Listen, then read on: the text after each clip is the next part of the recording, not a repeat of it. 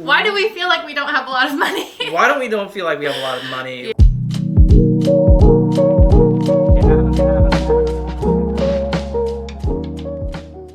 Hi again, this is Ashley and Eric. I'm a program manager at a software company. I am a corporate attorney. Today we're going to talk about our budget categories in our budgeting tool called You Need a Budget. We've only been using it since November and it is now January, so it's been about 2 months. We're obsessed with it. We are on it every single day when we're out and about, when we're at the grocery store, when we're eating out, when shopping for Christmas gifts, all of those things. We are in our budget all the time. It has helped us to really manage our finances in a much more proactive way than we ever have before. I actually don't think I've seen a single video of a couple, a married couple or a couple that just lives together and shares finances, kind of going through their budget and talking about when they're budgeting together. So we figured that we would share what works for us and how we have structured our budget as we have gotten rolling with YNAB.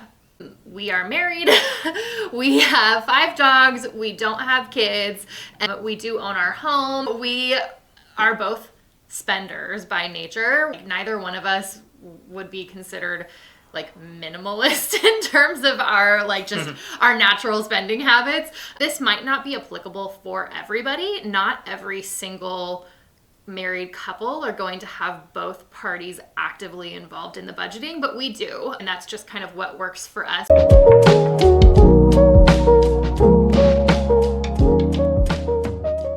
reason why we got into this was we actually started doing some financial planning. Our financial analyst looked at us both and said, you guys should have a lot of extra cash flow to be saving.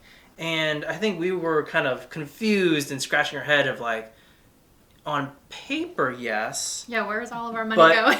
Feeling wise, why do we feel like we don't have a lot of money? Why don't we don't feel like we have a lot of money? Yeah. Why is it that every single credit card bill comes in, I'm like scared to open it kind of thing? We, I think, had a big piece of our puzzle missing, because part of budgeting and understanding your finances is not only knowing how much is coming in every month, but knowing how much is going out. And I think that's something we really struggled with before using YNAB. We now have visibility, and I would say like most of our finances are completely predictable now, where that was not the case before. So that is, I think, one of the biggest changes that YNAB has been for us. Maple's here to do some budgeting with us. Maple, you gonna do some budgeting with us? Okay, finally, let's look at our budget categories.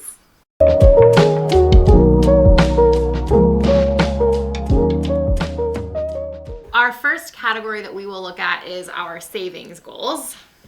Our first savings goal is our emergency savings. Now, this is just something that we are trying to build up just so that we have several months of runway built up into a savings account, so that if one of us ever lost our job, that we would have money that we know that we could pull from. This is kind of controversial, right? Because like some people think that, hey, like with YNAB, you should be able to kind of fund or predict kind of like 2 months, 3 months out. So really having a savings goal, like what's the point of the savings goal? Like this could be just a peace of mind as well of like, hey, if there's any really large unexpected expenditures that's outside of other categories. For example, would be our crawl space flooding, where we unexpectedly had to drop an enormously large amount of money into recovery. So anything that's like massive that would be way outside of what most people would have saved up in a home maintenance fund, that's probably what we would use this for. We also have, in addition to our emergency savings, we also have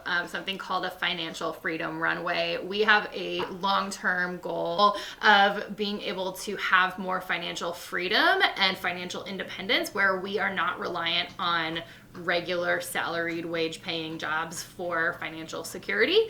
We might just have salaried wage paying jobs forever, but we would like to have the option to not do that. So we will be, as we kind of start to really build up our finances, we will start to put money away to have that financial freedom runway.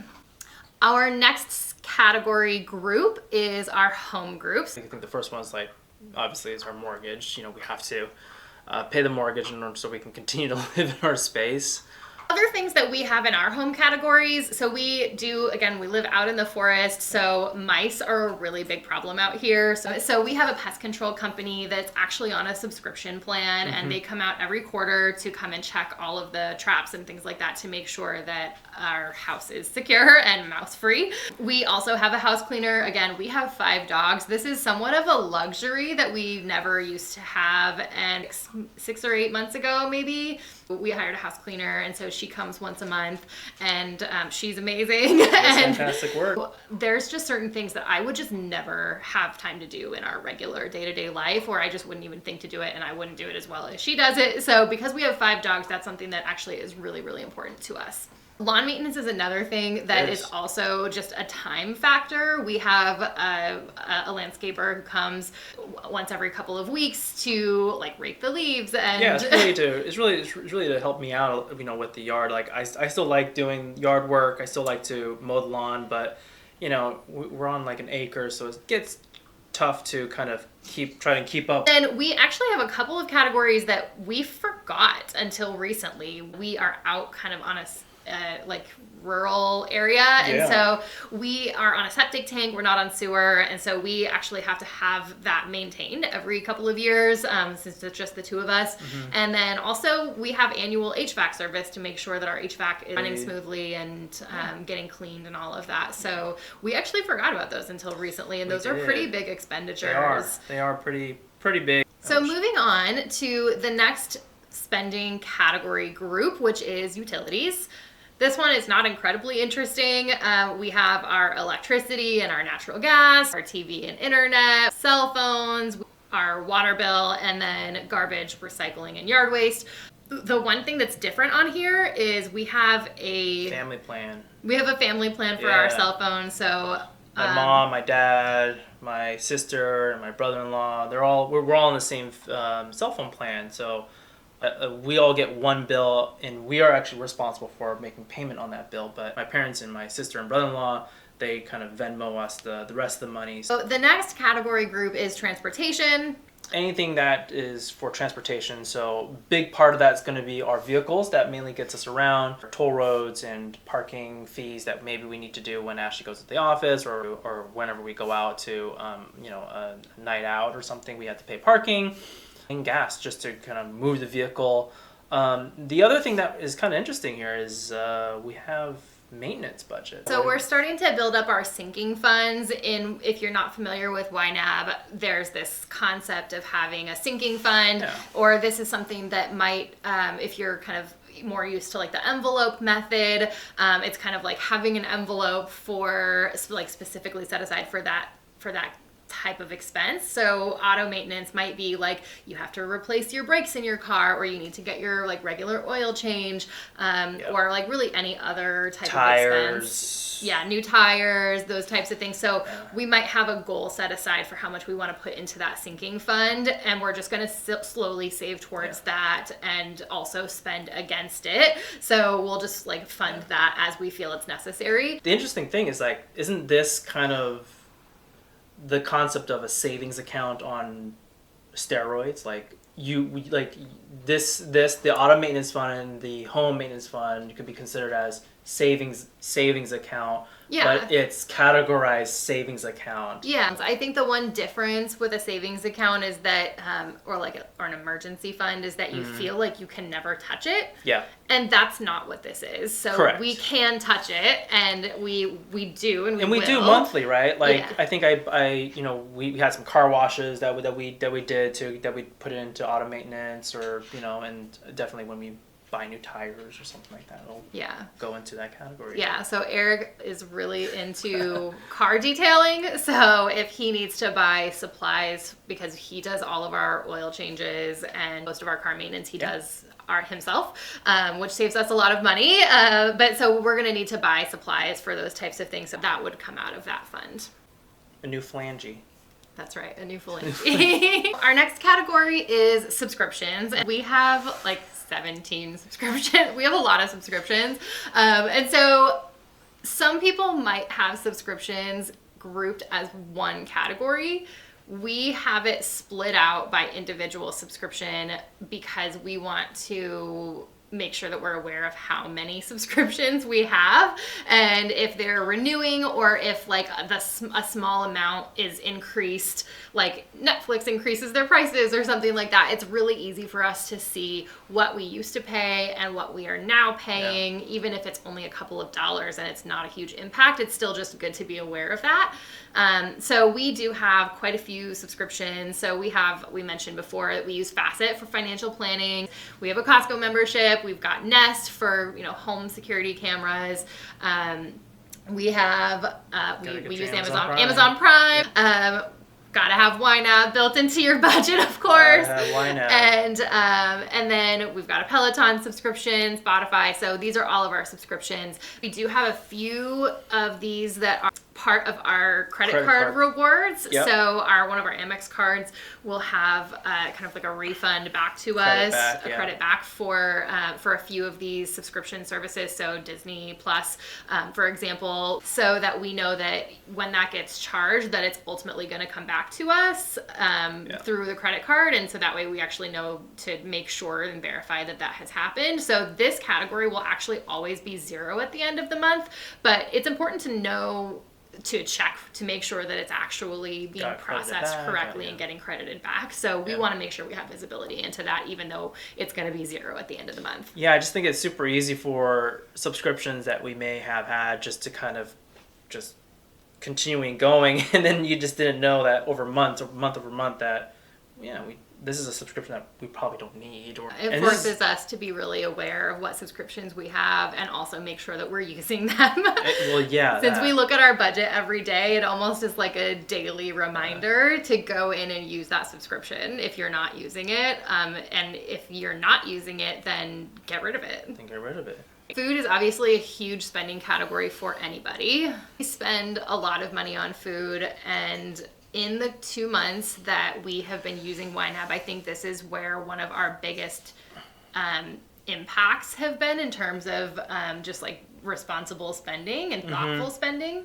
So we decreased our food spending by several $100s in just that first month. And this month, I think we're doing even better. Like already, we're only 5-6 days into the month, but we're doing even better this month already. Like we've been doing really well at cooking at home and eating leftovers and that kind of thing. So I think it's one of those areas where you can make a huge impact on how much you're spending and having more money to put into other categories if you're really aware and conscious of how much money you're spending on food. So this is really important.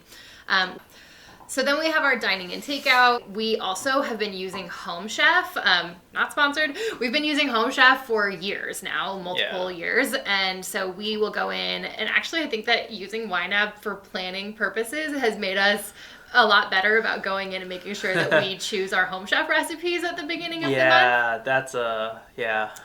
So it's easy to forget to do that, and then you just end up with whatever their default meals are. And so now instead we're going into our Home Chef account at the beginning of every month, and we are looking at what the recipe options are, and we're deciding like if we want to skip a week or whatever, and then we're putting our dollars into that category based on what we actually will be spending there. So we might take that out of our groceries and put it into Home Chef if we want to order meals for a particular week out of the month. And then the last category here, my sister lives on a farm. They raise cows for food every year. And so we buy a half a cow every year. And we kind of use that and split it up amongst our family members. But it's a large expense to buy one cow all at once. So next year we'll actually be prepared because we will have saved up towards it. Treat yourself. Our next category is our fun money category. So we actually have quite a few things in this category, and it's not all for us. So we have both of our fun money. Now, of course, like we do both, I guess the purpose of having separate bank accounts for all of those years was so that we could have our own independent money that we could spend. Instead, we have now our fun money categories. So we will put a certain amount of money and really this is based on what are our other expenses that we have, and make sure that all of the other important stuff is covered first before we put money in our fun money. And so we have each our own fun money category. We also have money for gifts in here for other people.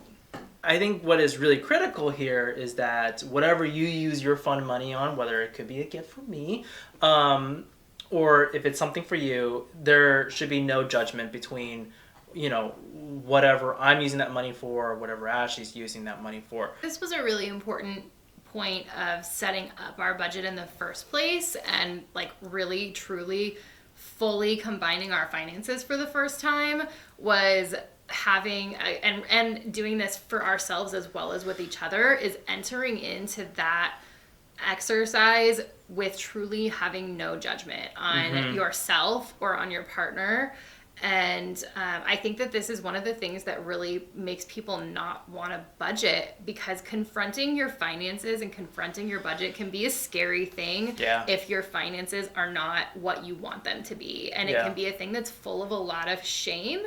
And I don't think that your finances should look like that. I think the goal for your finances should be, especially when you're first getting started, on your budget, should be to look at it as purely a matter of fact. It is what it is, and we're starting today, and that's fine. And we've set aside, Eric can spend his fun money on whatever he wants, and vice versa, I can as well, because we've already put our money into the other categories where we needed it. So if he wants to buy something dumb, that's fine, that's totally fine. Or if, he wants to spend $200 on video games in a month, that's his ability, because we've already set aside the money that we needed in all of the other categories. So we are fine with that money going away. The next thing we have in here is gifts.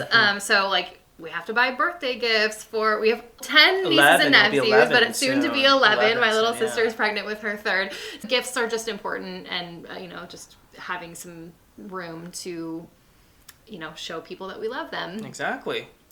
We also have all of our vacation. The next 4 things in here are our vacation and travel categories. So we do have a trip planned to Sonoma, going to Hong Kong later this year as well. And we also wanted to start putting some money away for our 2025 vacation. So we're even looking we're like a few vacations ahead in terms of saving. And then I just wanted to put our 10-year anniversary trip in here, because we are coming up on, this year we'll be 8 years married. So we are 3 anniversaries away from our 10-year anniversary. And if we really want to do it up big, we'll want to have a good amount of money set aside for that. All right, our next category is our fur babies category. So again, 5 dogs. We also have 2 cats as well. We don't talk about them as much. They just kind of exist. Okay, so we have a lot of expenses obviously associated with having pets. So first being veterinary expenses. This is another sinking fund that we have. So we put money in there every month, regardless of whether our dogs or cats actually need to go to the vet. We are just kind of always building up money in that you just category. never really know what's going to happen to your pet, and you want to make sure that you have enough money to take care of them. Yep. We also always keep our dogs religiously on flea tick heartworm prevention. If you're not doing that, please get your dogs and cats on flea tick prevention. Okay, and then food. Obviously, food is going to be a big expense for any pet. So we have 2 foods that we use to feed our dogs. So we use subscription pet food services. So My Ollie, which is a refrigerated fresh wet food, and we use Sundays, which is a dry food, like an air-dried jerky texture. So we use those in combination. And then cat food as well. So we have their food categories. And then we also have a category for Rover and pet sitting. So if we ever need to go out for a day or go on a trip or something like that, we have, we're saving towards that as well. And then we have a miscellaneous category for if we buy them a new toy at the pet store, or a new collar or something like that. We have sort of a miscellaneous category for just kind of anything else that they might need. We also do have our pets on pet insurance. Another PSA, make sure that you have pet insurance or are setting aside money for medical expenses. Okay, so the next category is charity and donations. We have two two organizations that we donate to on a monthly basis. So those are Tattered Paws and Golden Hearts Rescue, which is a dog rescue organization here kind of based in Washington State. And then we also donate to Camp Cocker Rescue. We've gotten dogs through both of those organizations. Yeah. Wonderful, wonderful nonprofit organizations. And then we have a category also for just other donations. If we have other kind of causes or organizations that we want to give to, we have a category in here for those as well. Yep. We have a whole category for licensing and registration fees. This was actually a category that we forgot about when we were first making our budget. And how often do you remember that? Oh, you got to register your car and your driver's license every. Yeah, and I think it came up because Eric had to renew his driver's license. I did. So we added, and then once I started adding in the driver's license renewals, I was like, oh yeah, and we have passports, and we have vehicles that need to be, registered every year, and we have pet licenses, and so we have all kinds of, licenses and renewals. I'm an attorney, so I have my Washington State Bar Association license, and I'm also a notary, so I have to renew both of those things on an annual basis as well. So we do have a category for taxes. Again, this was something that we did not think immediately to set up, but we do have categories for tax payments. So we both are in corporate jobs, and we, again, because we don't have kids, we don't have dependents, so we do end up usually owing money every year, and we have tried to really dial in our withholdings and things like that, but just in case that we do expect to owe money in taxes for, when we file in anytime between now and April, we make sure that we set aside some money for that as well. Yeah. And our last category group here is our Wish Farm. So this is a category group where if you have a major expense that you want, that you can have that here and list it as a wish, and that that's really important to you, and then you can slowly kind of pay towards one of those wishes so that you can really where you may not have $7,000 to paint the house, you can slowly start to put money away towards that, and then it makes budgeting a little bit fun because you can actually start to see your progress towards these big expenditures that you really want. Yeah. So those are our YNAB categories. So if you are new to YNAB and you are just getting your categories set up, maybe you can use some ideas from how we set up our categories. If you have been using YNAB for a while, I would love to hear how you set up your categories, or if you have any other good ideas or suggestions for us. We'll see how our categories change. We do expect that they probably will change over the next months and years because life is crazy, and we will roll with the punches, as YNAB said. So those are our YNAB categories. If you have any questions, feel free to drop them in the comments. Thanks so much for joining us, and we'll see you next time. I'm Ashley. What? I thought that was the intro, right? We're supposed to. Hi, YouTube. Hi, Mabel. Hi, girl. Hi. Okay. Oh. Okay. Shh. Mabel and Daphne. Woo! What was that? Okay, it's your fine. We both get RSUs, Stock bonuses, yep. So, repeat each other. We just swapped what we said. Like and subscribe. Hit that smash button, or smash that bell. Smash button. Like that smash bell. Like the smash bell. Like the smash bell. Okay.